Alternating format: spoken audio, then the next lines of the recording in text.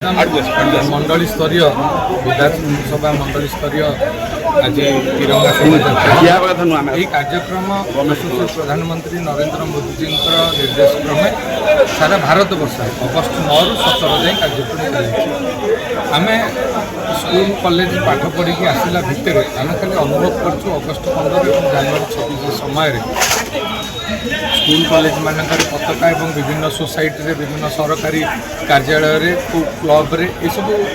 अनुष्ठान पालन करा किछि लोक संपृक्त होती 140 कोटी लोक जोड़ार निरा प्रयास यशस्वी प्रधानमंत्री निर्देश क्रमे सारा भारत वर्ष प्रत्येक घरे तिरंगा पहुँचब सरकारी व्यवस्था भितर एवं बेसरकारी व्यवस्था भितर एवं दलीय भितर घरे घरे समस्त घरे तिरंगा पहुँचब से समस्ते निज घरे पताका उत्तोलन करेंगे पताका भांगे एवं भारतर जो एकता अखंडता प्रतीक भाव में समस्ते ये गोटे वार्ता देवे भारत वर्ष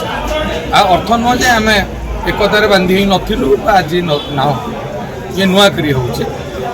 आ द्वारा ये कार्यक्रम नुआ हो प्रत्येक घरे तिरंगा पहुँचब शक्ति केन्द्र रे अवेयरनेस करा जीवो तिरंगा शोभा यात्रा हम मंडल स्तर में हम विधानसभा स्तर में हम जिला स्तर में हम राज्य स्तर में हम एवं जातीय स्तर में कार्य ये गोटे मेसेज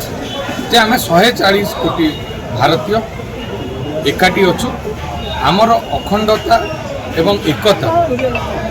जदि विपद कौन समय पड़े कौन बाह्य शत्रु आमको आड़ आखिरे भी देखते ताले 140 कोटी भारतीय तार मुकाबला करने प्रस्तुत जे कौन मूल्य देवाई प्रस्तुत।